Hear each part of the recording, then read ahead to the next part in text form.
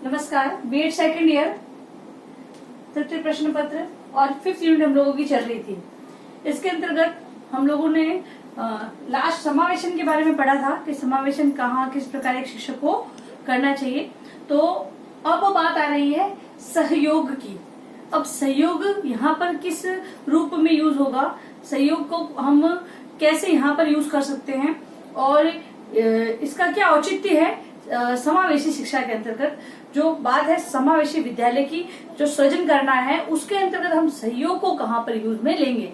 अब जब समावेशी की बात हो रही है तो हम सामान्य बालकों को न लेकर विशिष्ट बालकों की ओर जाते हैं और विशिष्ट बालकों के लिए अब देखेंगे तो विशिष्टता के अंतर्गत उनके जो उनके प्रॉब्लम्स हैं वो श्रवण बाधित हो सकते हैं, उनके दृष्टि बाधित हो सकते हैं, वो उनको गत्यात्मक जो अक्षमता वो हो सकती है, किसी भी प्रकार की कोई भी समस्या हो सकती है। तो अब उस समस्या को साथ में लेकर चलते हुए मतलब कि उनको है ये प्रॉब्लम तो है, इसको तो हम नहीं हटा सकते, तो इन समस्याओं को लेकर चलकर और शिक्षा उनको किस प्रकार हम दिलवा सकते हैं। तो ये जो सहयोग है इसके द्वारा हम उनको शिक्षा किस प्रकार दिलवा सकते हैं। अब सपोज मान लो कि किसी की गत्यात्मक अक्षमता है, मतलब पैर में प्रॉब्लम है, तो उसको बैसाखी के माध्यम से हम विद्यालय पहुंचा सकते हैं जहां पर वो शिक्षा लेगा।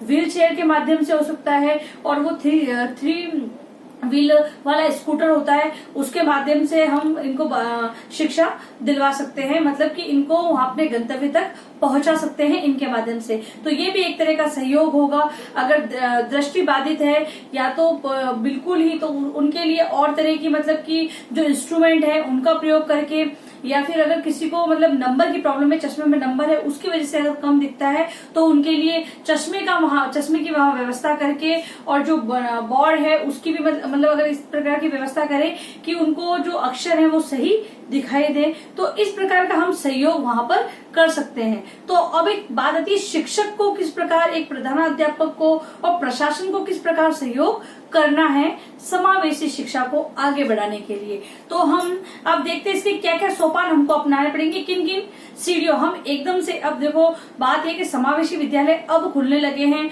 और अब इनका मतलब विकास ज्यादा हो रहा है, तो दिखती बात है कि जब नए हो रहे हैं तो वहां पर कुछ प्रॉब्लम्स भी आएंगी और कुछ और इंस्ट्रूमेंट मान लो वहां पर नहीं है या फिर है तो वहां पर चलाने वाला कोई नहीं है, तो इस प्रकार की समस्या आती है तो हम उनको भी फेस करना पड़ता है। लेकिन हम अभी देखेंगे कि जो ये सहयोग की भावना है उसको स्टेप बाय स्टेप हम कैसे आगे बढ़ा सकते हैं, क्योंकि ज्यादा से शुरू करेंगे तो लॉस भी हो सकता है। तो धीरे स्टेप बाय स्टेप हमको देखना है कि शुरुआत कहाँ से करनी होगी, इस सहयोग को कहाँ इंक्लूड करना पड़ेगा। तो देखते हैं इन सोपानों को, सीढ़ियों को। तो पहला है समस्या की पहचान।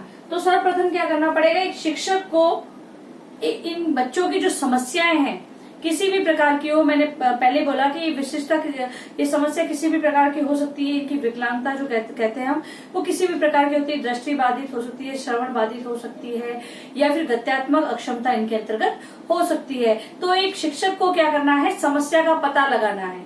समस्या का पता मतलब कि भाई किसको किन किन चीजों की जरूरत पड़ेगी, इन समस्याओं को हल करने के लिए हम और किन किन चीजों का सहयोग ले सकते हैं, तो उसका पता लगाना पड़ेगा, उसकी पहचान करनी पड़ेगी। फिर बात है योजना का निर्माण।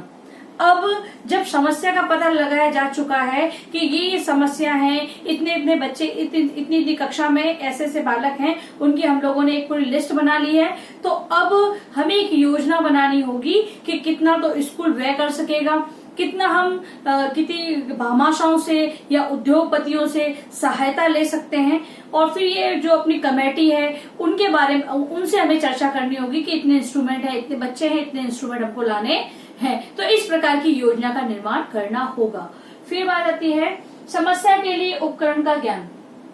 अब समस्या के लिए उपकरण का ज्ञान होना जरूरी है, क्योंकि उपकरण का ज्ञान नहीं होगा तो ये ज्ञात नहीं किया जा सकता कि कौन सी चीज कहाँ पर कहाँ तक उपयोगी हो रही है। अब उदाहरण के लिए हम लोग एक उदाहरण लेते हैं कि अगर जो एक बच्चा है वो 1 किलोमीटर दूर से आ रहा है, तो उसके लिए 1 किलोमीटर से भी कम की दूरी पे आ रहा है, तो उसके लिए वैसा की हम दिलवा सकते हैं, या फिर जो साइकिल है वो दिलवा सकते हैं।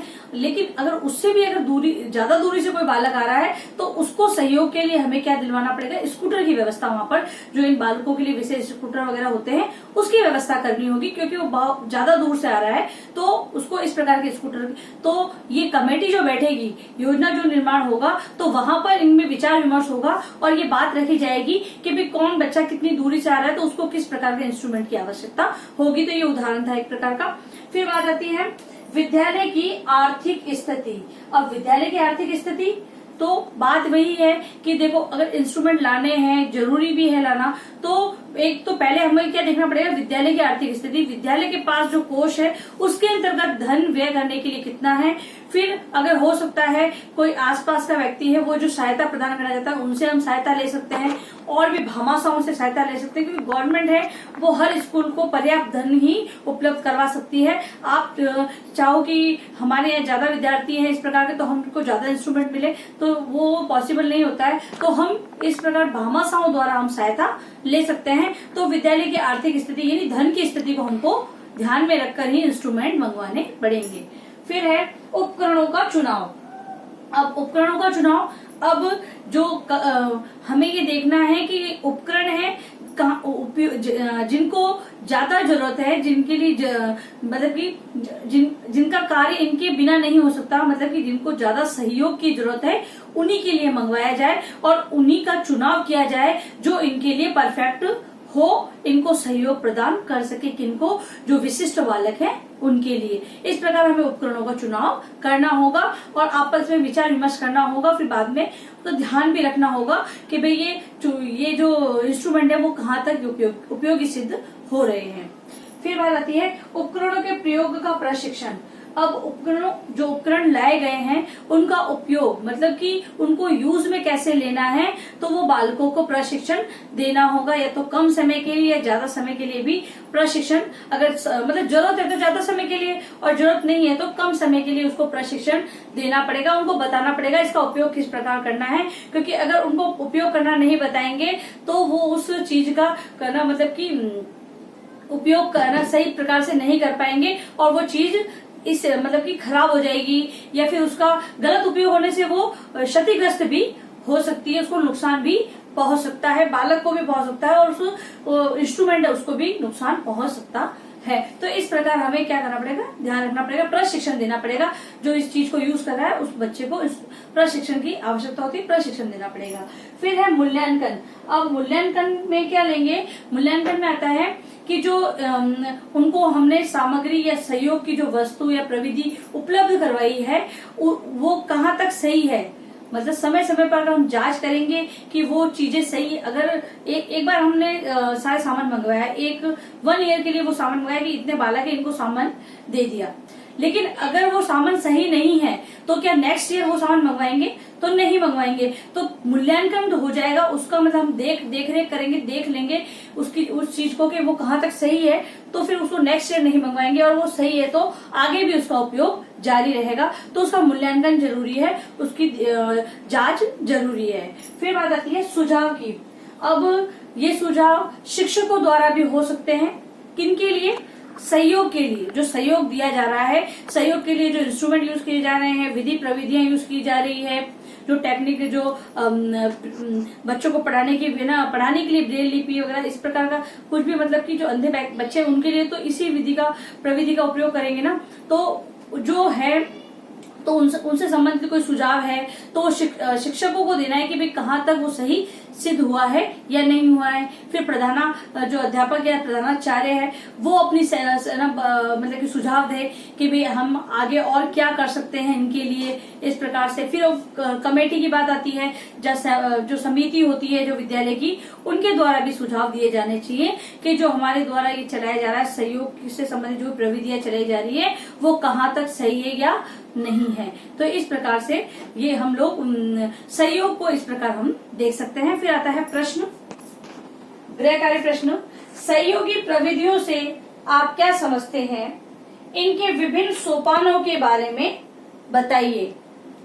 और अंत में आप लोगों से निवेदन है कि आप लोग जब भी घर से बाहर जाए तो मास्क का प्रयोग करें या अपने फेस को सही तरीके से कवर करके जाएं। यदि आप बाहर जा रहे हैं तो आप आपस में कम से कम 6 फीट की दूरी बनाए रखें और लोगों को भी इसके लिए जागरूक करें। आप सार्वजनिक स्थलों पर जाते हैं, किसी चीजों को आपने छुआ है तो आप अपने हाथों को वहीं सैनिटाइज कर लें या फिर घर पर आकर साबुन से अच्छी तरह से अपने हाथ धोएं। सुरक्षित रहें और सभी का ध्यान रखें। धन्यवाद।